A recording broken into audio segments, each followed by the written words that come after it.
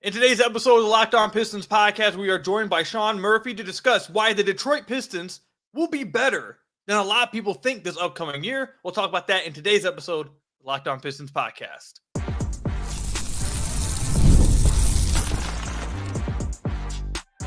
You are Locked On Pistons, your daily Detroit Pistons podcast, part of the Locked On Podcast Network, your team every day. What's the deal? Welcome back to another episode of the Locked On Pistons podcast. Per usual, I'm your host, Kuka Hill. You can find me over on Twitter at Kuka Hill. I've been the host of Locked On Pistons for about 3 or 4 years now. Was at credentialed this past year at a lot of the home games. We're moving up in the business here at Locked On Pistons. We're growing over here. Thank you guys for making Locked On Pistons your first listen of every single day. Free and available on all your podcast platforms. If you haven't already, head to the YouTube channel at Locked On Pistons. Hit that subscribe button or leave us a 5-star review on whatever podcast platform you're listening to this on. There's another great way to support the podcast, and today's episode is brought to you by FanDuel. Now through September 22nd, all FanDuel customers can bet $5 and get a 3-week free trial of NFL Sunday Ticket from YouTube and YouTube TV. Visit FanDuel.com to get started today. You'll hear a little bit more about FanDuel later. So today we are joined by friend of the podcast, Sean Murphy. This is actually your first time on Locked On. I thought I had you on the podcast before, but you let me know this is your first time on the podcast. So thank you for coming on. This is going to be a lot of fun. But for anyone that may not follow your content or follow you on Twitter, let them know where they can find you and your content. Yeah, absolutely. Cool. Thanks for having me on, man. It's a pleasure to be here. If you don't know who I am the host of the From Half Court podcast, which you can find on YouTube at youtube.com/From Half Court. We talk Pistons and all things NBA. Was credentialed this last year as well. Seen you at a lot of home games and media events. So yeah, man, excited to talk some basketball. And yeah, it's been fun to get to know you more this last year. Yeah, this past year was, despite, I think for a lot of Pistons fans, I know for a lot of Pistons fans, this past year was awful. But yeah. It actually was, for us, it was it was a good experience, but like it was good for our career. Like, we had a fun year. I had a lot of fun. So despite the win-loss, and I think that maybe I had James Edwards tell me a few years ago when I was getting into it. He told me the longer you do it, the less you'll become a fan. You'll start to lose your fandom a little bit. And I still root for the team to do well. I want to see them win, but I do start to understand what he meant by that. So yeah, for sure. I feel like, I'm not sure about you, but I feel like I was really challenged as a creator this last year, like especially going through the streak. There's a lot of times where it's like, well, how do you keep the conversation fresh? Because it could just feel like, well, the Pistons are losing, but in blue. The Pistons are losing, but in green. You know what I mean? So it challenges you to really think outside the box. And like you said, like not view it as a fan, try to be analytical about it. And yeah, man, no, but it's been a heck of a year for sure. And I think we're in for another heck of a year in a lot of different ways. So I can't wait to talk about what we're going to talk about today, because over the last few weeks, I think a lot of my listeners has seen how I've kind of grown sour on the Pistons offseason as the times went on. As I've listened to more people nationally talk, I just had, Dan Favelli on the podcast last episode. We talked about the Pistons offseason. And I've become more sour on the Pistons offseason as the time went on. But today, we're not talking negative at all. I want to talk about 3 reasons why the Detroit Pistons will be better than a lot of people think this upcoming season. And I actually do have 3 legit reasons to believe that. So Sean, actually, I want to give you the first round. Go ahead. What's one reason, your main reason, your number one reason that you think the Pistons will be better than a lot of teams or a lot of people think they will be this upcoming year? Yeah, I think the first reason you have to look at is that the Pistons, for the first time in a while, actually have an NBA roster. They have multiple players who have experience in playing in high-level games. You have guys that are consistently healthy and available and can produce at an NBA level. You have guys like Tim Hardaway Jr., who, even though, wasn't the greatest in that playoff run at the end of last year, was the 3rd leading scorer on a team that ended up going to the finals. When healthy and available, he is someone that can shoot really well from beyond the arc. You got a guy like Tobias Harris, which, obviously if you're on a max contract in Philadelphia and signed over Jimmy Butler, might not be the player you're most psyched about. But in Detroit, for the role that he's playing, is actually someone that's going to slot in and play a lot of consistent minutes for them. This is also the first season in a few years where they haven't had to rely on a rookie day one to come in and be one of their significant contributors. Ron Holland, who was a top 5 pick in the draft, can come in, doesn't even necessarily have to be in the rotation day one, because they did bring in guys who are adults who can fill those spots. So, I think the first thing to me, when you look at why this roster will be better than people think, is because I don't think people truly realize just how few adults there were on the roster last year, how inconsistent things were, and people had to figure out a lot of stuff on the fly. So I will say you might hear that a part of that argument a little later from one of my reasons. Just stay tuned for that, everybody. But not bad. Not trying to steal your stuff here. We'll probably say a lot of the same things, but that is one that you may hear some of that from one of my reasons. But my main reason why I think the Pistons could be a lot better. I'm not sitting here predicting it, but there is a chance they can be a lot better than people think. And the main reason for me, one of the main reasons, the ones I want to talk about the most, is after they made the trades this past year, they were like normal bad. Like before, they were like historically bad. And they were like worst team in NBA history bad. After the trades, they were like normal bad. And there's a 5-man lineup that I always keep going back to. Now, it was a very limited sample size. It was 113 minutes. But what we saw in those minutes gave me enough optimism to think, okay, you saw glimpses there that you could build off of, and there's reason to believe that that could work. And that was with the after the trade deadline team, which still wasn't a great roster. It wasn't like they went out and got like a really good roster. They just simply got better players than they had previously. In the live comment section, Mr. Jones says Fontecchio single-handedly made us less bad. And I think that's a true statement. Mm-hmm. Simone Fontecchio brought to the team immediately just adding that shooter just like changed everything. Like they didn't have any shooting for a large majority of the season, and they sunk because of it. And once they got Fontecchio any kind of shooting with it, all of a sudden it just completely flipped everything. The 5-man lineup I'm referencing is Ausar Thompson, Simone Fontecchio, Jalen Duren, Jaden Ivey, and Cade Cunningham. And people know how I feel on each one of these players. I'm higher, lower on some. But despite wherever I stand individually on these players, they played 113 minutes together. And in those minutes, they were a plus 3.9. They had a defensive rating of 109.6 and an offensive rating of 113. So it wasn't a fantastic offense, but it was a good enough offense with some spacing from Simone. I wouldn't even say good spacing, because you still had Ausar, Duren, and Ivy was inconsistent, but simply having Simone helped Cade with enough spacing, and they were able to do well enough offensively. And then defensively, simply having another 4 who had size that could compete, has some strength, and having Ausar Thompson on the floor next to Jalen Duren, like you see in all their lineups of their best defensive lineups, Ausar will just carry them defensively with Jalen Duren. So if you provide, there's reason to believe, basically what I'm getting to, and something we've talked about a lot throughout the offseason. There's reason to believe that if you pair Ausar and Jalen Duren together, Ausar can carry them defensively and help make life way easier on Duren defensively. Yep. At the same time, if you provide shooters at the other two positions, you can survive enough offensively to be a plus net rating team. And that right there is my biggest reason to believe that they could be better this year, because they have, like you mentioned, the weapons to employ a lineup like that. So whether it actually would sustain over larger minutes, I think we're going to get to see that this year. But a lot of sample sizes that we saw this past year were straight up just horrible. They were bad. All of them didn't. They were just failures.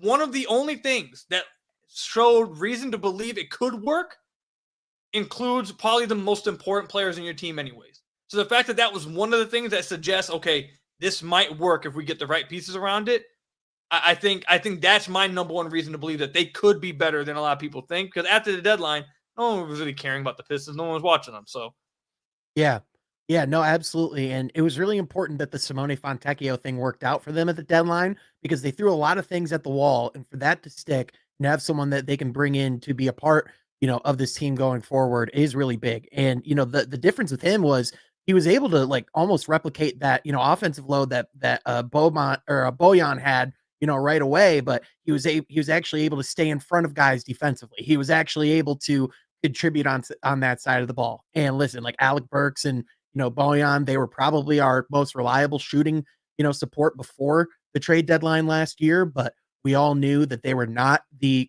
players that they once were, especially on the defensive side of the ball. So it's amazing what happens when you have, like you said, it wasn't even like, it's not that they had good spacing, it's that they had spacing at all, right? And someone who can actually contribute on both sides of the court. And, this might lead into one of those other reasons you have, I'm not quite sure, but I think you're also going to have a coaching staff that's going to be a lot more willing to experiment with lineups like that and is going to be quicker to make adjustments because, JB Bickerstaff, to me is a lot more of a development oriented coach. I think he's someone that, better fits where the Pistons are and where they're going in that overall timeline. And so I'm more confident that this upcoming coaching staff is going to have a plan, is going to be more flexible with whatever lineups they put together this season. And we know for sure it's going to be more connected from top down than it was last season.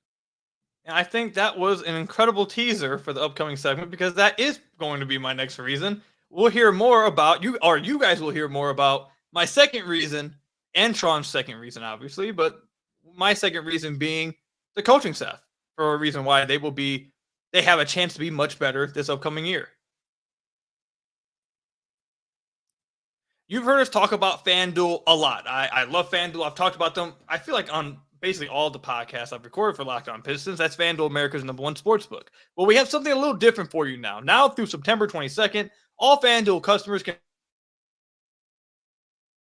bet $5 and you'll get a 3-week free trial of NFL Sunday Ticket from YouTube and YouTube TV. Then with YouTube TV base plan, you'll be able to watch every regular season Sunday afternoon out-of-market game. All you need is a Google account and a current form of payment, and you can cancel at any time. For anybody, honestly, I think this helps. For those of you guys who are involved in fantasy football, you have to be involved in FanDuel. Is why I feel like those are probably the same base right there. It helps people like me who are in fantasy football the most. You have players, out-of-market teams. You need to watch those players, see how they're doing. Do you need to trade them? Do you like them? Do you need to start them the following week? You need to know all that stuff. You can get that with FanDuel. Again, visit FanDuel.com, download America's #1 sportsbook. Until September 22nd, all FanDuel customers can bet $5 and get a 3-week free trial of NFL Sunday Ticket from YouTube and YouTube TV. That's what FanDuel, America's #1 sportsbook. So I want to thank you guys again for making Locked On Pistons your first listen of every single day. We're free and available on all your podcast platforms. If you haven't already, head to the YouTube channel at Locked On Pistons. Hit that subscribe button or leave us a 5-star review on whatever podcast platform you're listening to this on. That's another great way to support the podcast. Speaking of Sunday Ticket and NFL, Lions win. Gotta mention it. No, this is Locked On Pistons. Go check out Locked On Lions. Shout out my guy over at Locked On Lions. Definitely go check it out. They actually give you guys a little behind the curtain stuff. Locked On Lions actually won Podcast of the Week at the Locked On Network across all sports this past week. So doing great things over there at Locked On Lions, man. You go check them out, man. And great win. I love the game. Me and Sean were just talking about before we recorded. Love the game. Both games against Stafford, the last two, have just been classic games. And you guys know this. You guys have been listening to the podcast. I had Stafford's jersey up until like last year behind me. I'm a big Stafford guy. So being able to see him like play well and see why I think what makes him great and still the Lions win is like the best of both worlds for me. So, I know a lot of Lions fans get mad at people that still like Stafford, but Stafford's like my favorite Detroit athlete of all time. I grew up with him. So, he was literally my childhood quarterback, just like you. So, like, how do you all of a sudden just go, oh no, we hate him? It's like, what? It's not possible. In the city. Yeah, exactly. It's not possible. Exactly. All right. So let's get to the second reason for why we believe the Pistons could be a lot better than people think this upcoming year. Do you want me to go first, Sean? Or do you want to go first this time? You'll go ahead and go first, my friend.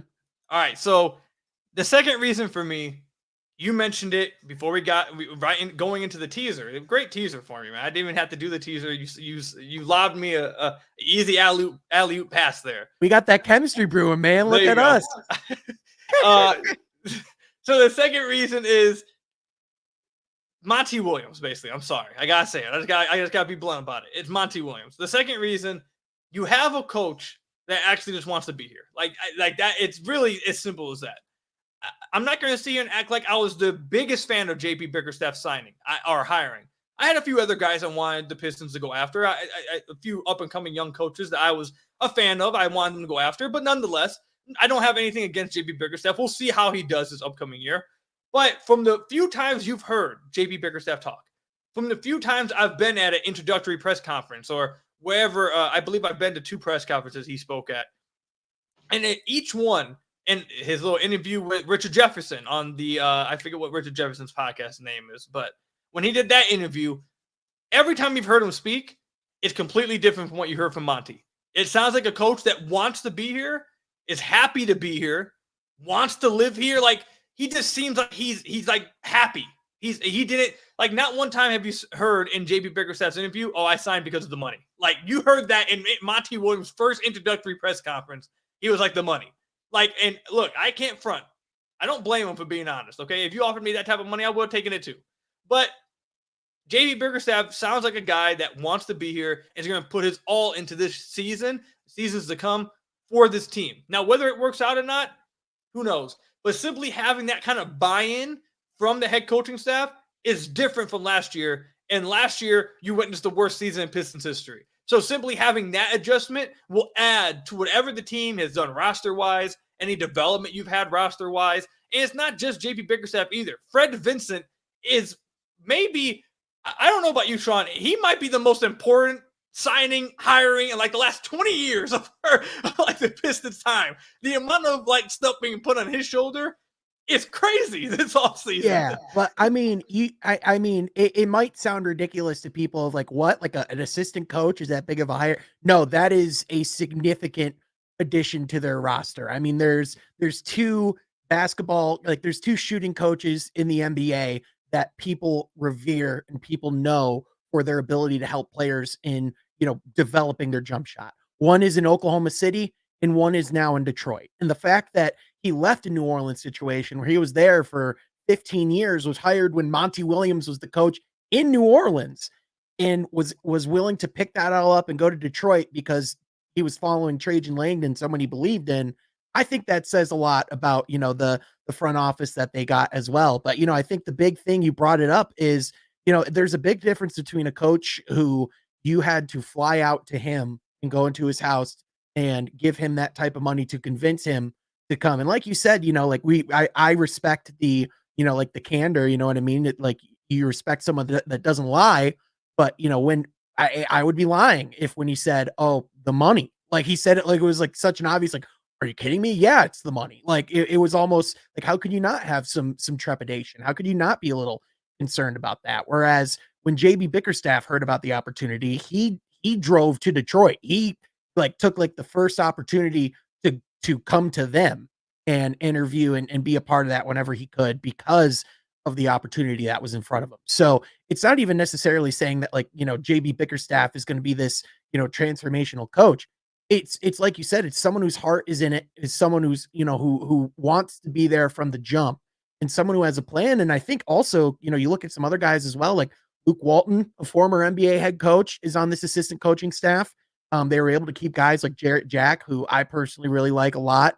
And I'm glad that he's still part of the staff. And so when you put all those pieces together, not only is it like a more structured staff, a staff that better fits, where they are and where they're going, but in general, I just think you're going to get a more consistent, higher quality product on the court as a result. Yeah, and to end my point and then hand it over to you, with the coaching staff, along with that is what you mentioned last segment as well, which is you have more connectivity from ownership, front office, coaching. Last year, I mean, I've hinted at it multiple times on the podcast. There was one podcast right before they fired Monty Williams where I really just aired it out. But I mean, I don't think it's any secret to anybody. There was dysfunction from the top down. I believe there was an article that came out. I forget who wrote it. It might have been Mark Stein, I believe it was. Maybe 2 months ago, they talked about there was like 3 different factions amongst the Pistons organization. Goodwill. It was Vincent? Yeah, I think it was Vincent. Yeah. Okay, so yeah, Vinny, he wrote that there was 3 different factions within the Pistons organization. That's something that we had heard over the last few years. It was rumblings about that stuff, but the Pistons were not connected from top down. And everything I've heard and everything I understand and the sense of being around the team, whether it works out or not, we'll see. But they are connected from the top down. Trajan is running the show. Everyone believes in what Trajan's doing. Everyone's on the same page with what they want to do. And whether it works out, we'll see. But at least they're connected from the top down. So better coaching staff, a staff that simply wants to be here. Like a guy that wants the job. Monty didn't even really want the job. He had to convince him to take the money. you have a guy that wants the job, and you have an organization that is more in lockstep than they were the previous year. That should help. But go ahead, Sean. What's your next reason? Yeah, absolutely. Real quick to your point on that, I brought up this point on the podcast that you did with me last week, and I think it's like kind of worth bringing up in that light. Trajan Langdon is the first proper president of basketball operations the Pistons have had since Joe Dumars. Since then, they like Stan Van Gundy, he was a coach / president. They had Ed Stefanski as an advisor, Troy Weaver, he was the general manager, not given that full clarity, as far as the overall like structure of the roster. I think the fact that there is that that top down unity makes a lot of, like is going to really help this franchise going forward. But my third reason of why I think, they're going to be better and people think why fans, should have optimism is the financial flexibility the Pistons have given themselves. Specifically, I've been talking a whole lot about these first and second aprons on my podcast, and I don't think people necessarily understand the consequences of that and what it means. Essentially, the NBA restructured their salary cap through their last collective bargaining agreement, essentially saying that there's going to be, for each apron, there's more restrictions, the more, the higher your salary is. First apron, there's a decent amount of things you lose. The second apron, you're locked into your team, you're all in. And not only, are the Pistons the team with the least, amount of dedicated salary and the most cap space in the league, but all of their contracts that they added this offseason, nothing's really committed beyond next year outside of Cade Cunningham. So when I look at, teams throughout the league that are hovering close to or are above those aprons, I think the Pistons have an opportunity, especially once they have clarity, figure out what their roster, what they have in-house. I think as the season goes on, I think they're in a position where they can bolster their roster, and we can see, as the season ends, potentially a different look Pistons team going into next season. So, I personally think the deadline is a real opportunity for this team. No, yeah, we've talked about this a lot on the podcast. The deadline, I think, is when you're going to see, I think the deadline, once you reach the deadline, there's a crossroads, and you're going to see which direction the Pistons go. That's when you're really going to see either a mega shift in this organization, a mega shift in the roster, or more evidence of belief in the current roster and current direction. You're going to see one of the two go. That's when the determining factor is going to happen. It's going to be the trade deadline. So I completely agree with that. And like you mentioned, the Pistons' future salary is completely opened up. They have flexibility. They have tradable contracts. They have future assets, even though not many future assets, but they have some, especially as you get closer and closer to the end of that protections you had on the Isaiah Stewart trade that they traded the first rounder to, that now is owned by the New York Knicks. They have flexibility to do what they want at the deadline. Whichever direction they choose to go, they have that flexibility. And if they are improving and they want to go try a swing on one of these guys, they definitely can, and that will 100% help the roster, maybe even push them towards the play-in if they're around there. So is there anything else you want to mention before we move on to the next reasons? No, I think you covered it really well. All right, so when we come back, I have one final reason, or not one final, there's other reasons, but I have one reason I'm going to mention that may shock a lot of my listeners. Stay tuned for what that is when we come back. This episode is brought to you by BetterHelp. Give online therapy a try at BetterHelp.com/LockedOnNBA and get on your way to being your best self. Kids are always learning and growing, but as adults, sometimes we lose that curiosity. What's something that you'd like to learn, whether it's gardening, a new language, or maybe how to finally beat your best friend in bowling? I run into that problem a lot. I'm not very good at bowling. Therapy can help you reconnect with your sense of wonder because your back-to-school era can come at any single age. And look, we're all going through some things, whether it be big, small, whether you're trying to learn some new things, or whether you're just trying to get some things off your chest. There's nothing wrong with trying out therapy. And if you want to try out therapy, BetterHelp is the best option for you. It's entirely online, designed to be convenient, flexible, and suited to your schedule. Just fill out a brief questionnaire to get matched with a licensed therapist and switch therapists at any time for no additional charge. Rediscover your curiosity with BetterHelp. Visit BetterHelp.com/LockedOnNBA to get 10% off your first month. That's BetterHelp, HELP.com/LockedOnNBA to get 10% off your first month with BetterHelp. So I want to thank you guys again for making Locked On Pistons your first listen of every single day. We are free and available on all your podcast platforms. If you haven't already, hit that subscribe button to the YouTube channel or leave us a 5-star review on whatever podcast platform you are listening to this on. That's another great way to support the podcast. If you are here during the live stream of the recording of this podcast and you have any questions, send them down in the comment section below. If we have any time at the end of the podcast, I'll answer a few of the questions. Me and Sean will talk back with you guys. If you want to be here for one of the live recordings of the episode, if you're listening on the podcast version, you want to see the live recording as well, go subscribe to the YouTube channel, turn that notification button on, and you will get notified anytime we go live. We've been doing these a lot more lately. It's a lot of fun. I enjoy it. So definitely hit that subscribe button if you haven't already. So Sean, I have this one's going to shock. This is going to shock a lot of fans. And someone commented in the comment section just now in the chat. I have to put this on the screen. I love seeing this. This is from Sean Truth. He says, Detroit basketball, I watch Locked On Pistons every single morning of every single day. We're going to be straight this year. Darth Koo, my boy. And I fool with Sean Murphy and them Detroit. Let's go. Darth Koo was probably my greatest invention I've ever done. It's easily like the best gimmick, the best like creation I've ever had. It's the thing I'm maybe most proud of. Darth Koo got people through the season, man. There was so much commitment to the bit that there were almost times where it's like, is Koo just actually Darth Koo now? Is this become like a social experiment? This is just who he is. It's like the Heath Ledger, like full immersion. Yep. And then it's like you're no longer a character. This is just who you are. No, Heath Ledger. Look, that Heath Ledger Joker is one of my favorite. Actually, is my favorite character of all time. So maybe I bought into some of that. Maybe I bought into some of that. But yeah. Look, when the season's going that bad and it was going bad every single day, it's hard to come out of the bit. I was hoping the bit would stop after a week, but I just had to keep going back. I just never could leave. I didn't think that room could get darker, but it just like it just kept going, and I was like, "Holy cow!" At first, we just like turned this light off. Then I turned everything. I was recording in darkness at one point. Like it was yeah, I'd like probably just in full pitch black.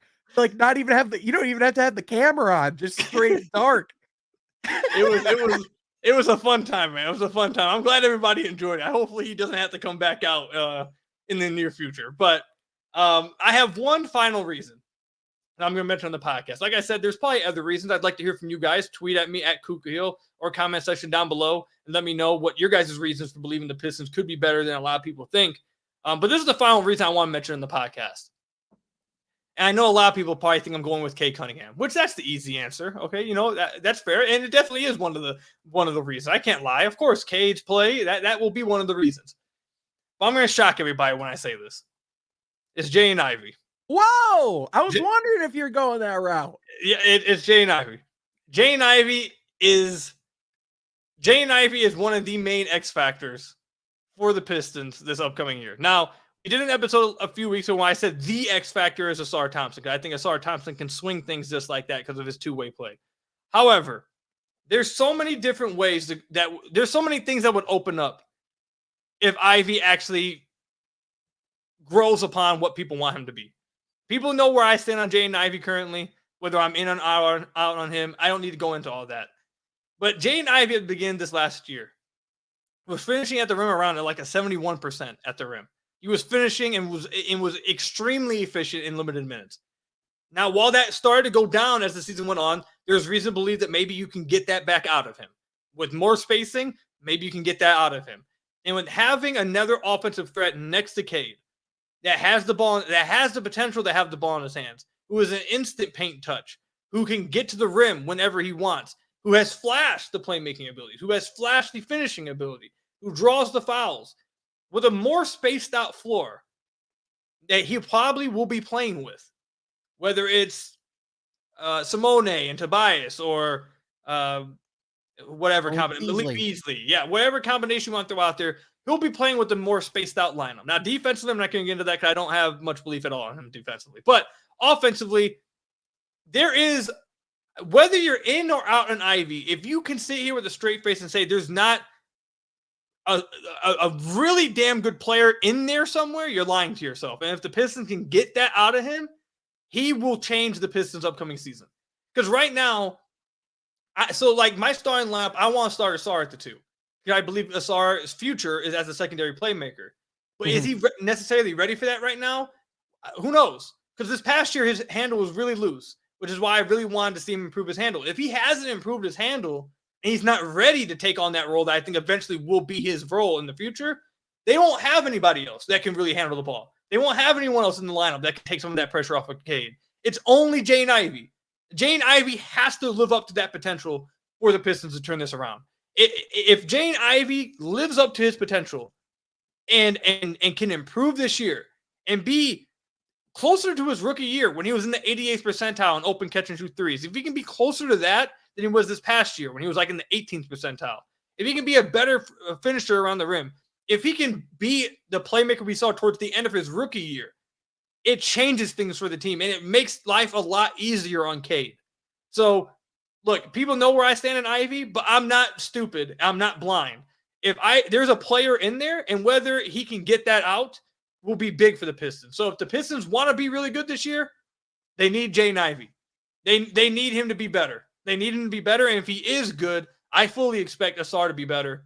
And with the roster they have, if Jaden Ivey can come up with them, I think that changes everything for him. So, also, he has a coaching staff that believes in him. They don't hate him. So, that helps. But Yeah, you have a coaching staff that believes in him, but you have a coaching staff that also just came from a, two guard dominant roster with, with Donovan Mitchell and Darius Garland. Obviously, Cade Cunningham and Jaden Ivey are two different players, but you have a coaching staff that is familiar with, with staggering, lineups and, knows the importance of getting the ball in both of their hands.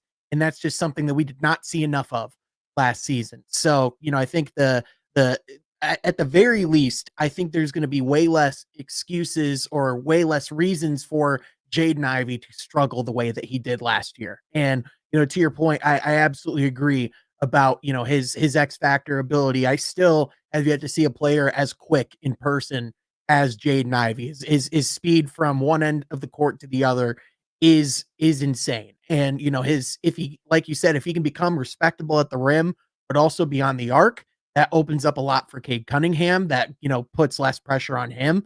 But also, I think especially if that spacing opens up around, a Jaden Ivey, I think that helps him a lot potentially as well. And, I know you said that you don't believe in him as a defender. And I think there's a lot of merit, to that from a defensive IQ standpoint. But if he can at least become competent, he has the physical tools, in order to, stay in front of people and to be league average on that end at least. So, I definitely think that, this is probably the last chance for Jaden Ivey in a Pistons uniform. I definitely think he would certainly get a shot somewhere else. But, I think to your point, if we are talking about the Pistons being a play-in team, I think the most likely reasons why would be Jaden Ivey having that breakout type season. And to me, the other X factor is Jalen Duren.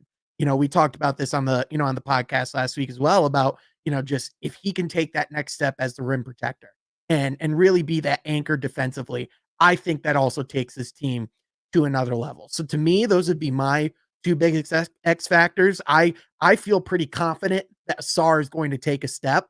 Like to me, like he's such a worker and such a gym rat that I'm not worried about what his next step looks like because I know he's going to take one. I'm fairly certain in that.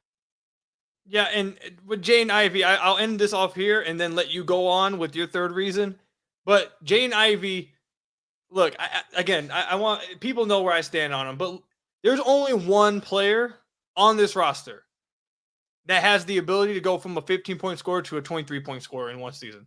There's only one player on this roster that can become that second scoring option and be one of the, and really provide that 1-2 punch with Cade. Because Cade's going to be a 24, 25, 26 point per game scorer this upcoming year. There's only one other guy that can do it, and it's Ivy. And I love Asar. I think Asar has the second highest ceiling in the team, maybe even tied with Cade because of his athleticism. I love Asar, but Asar in his second season is not going to become some scorer. It's not going to happen. That's not what he's going to become. He can become a better scorer, but he's not going to become one of your best options scoring-wise. There's only one guy that has the ability or has the chance, has the potential to become an efficient 20-point per game scorer, and that's Jaden Ivey. And they, Without a doubt. especially with that, they haven't signed a backup point guard, so it's probably going to rely on him. If he improves and actually can provide some stability at the guard position to where they feel comfortable staggering with Cade and Ivy, Ivy has a lot going for him this year. They need him to really play better, and we'll see if he does. If he does, I think along with him playing well, if he's playing well and they lean into what the roster strengths are, which I think is offense right now, I think it would be tough to stop him and Cade if Ivy really does take the step. But we'll see. Sean, what's your last reason for why, or not your last reason, but your third reason for the podcast that you believe the Pistons can take that step or be better than team or people think they will be this year? Yeah, I think one underrated reason that, this team, can definitely be a lot better than they were last year is that big rotation is worlds better than it was last season. You're going to get a lot more consistent center play because you have Jalen Duren, who's going to be your starting five, and Isaiah Stewart can naturally slot into that backup, big position, which, I know that that's another player that you've kind of turned the corner on as well. And have starting to see a little bit of a different perspective. I personally have been an Isaiah Stewart fan, since day one. I understood the criticisms 100%. They were valid, but he's a guy that just works his ass off. And if he's put in the right position, can be very successful. There's a reason why, teams like the Celtics were interested in him. There's, reasons why teams like, reportedly like the Thunder and even the Warriors had interest in him at one point. It's because he's a good basketball player and he's a guy that you want on your team. So, and then not to mention, getting Paul Reed this offseason as well. That veteran presence is a big, I think people forget just how much inconsistency there was, especially when it was, Jalen Duren, James Wiseman, Marvin Bagley.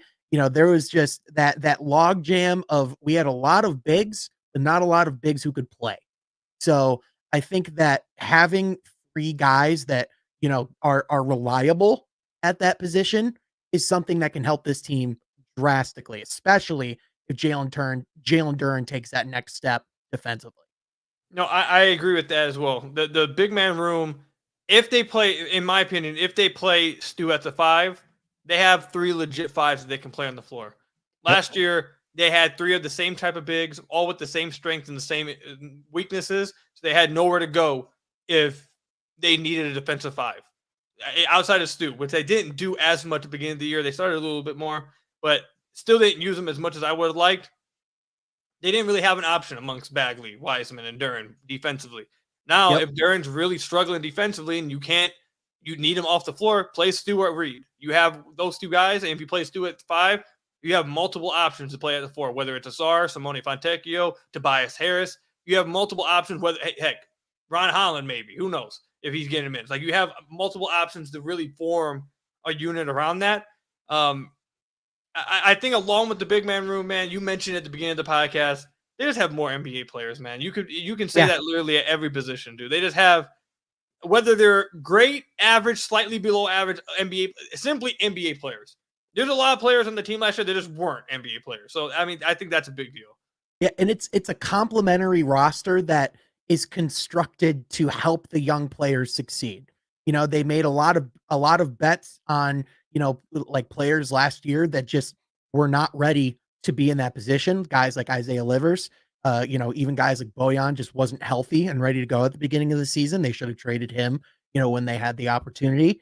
On top of that, you just had, the guys that they did bring in either weren't healthy enough to play or weren't good enough to play.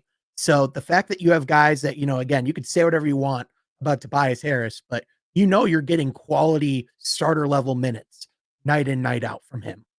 Whereas before, it was a total coin flip what you're getting alongside Cade Cunningham. And again, people don't realize how good Cade Cunningham has been with the lack of support that he has. So, putting those, types of adults around him, I know we've said like, Cade's an obvious reason, but it's so obvious because he actually has help. And we already know he's going to play at that level. So it's just a matter of how many extra wins that's going to add, because it's definitely going to. Yeah, I think that last point you just said was what I was going to say too. They were the worst team in the league last year. They're going to be better than that. Yep. Like you said, how many wins will simply having NBA players on your team? How much will that add? I think that's the thing they're going to find out this year. Simply replacing a Killian Hayes and Isaiah Livers and James Wiseman, replacing those guys with simply NBA players. How many wins will that add?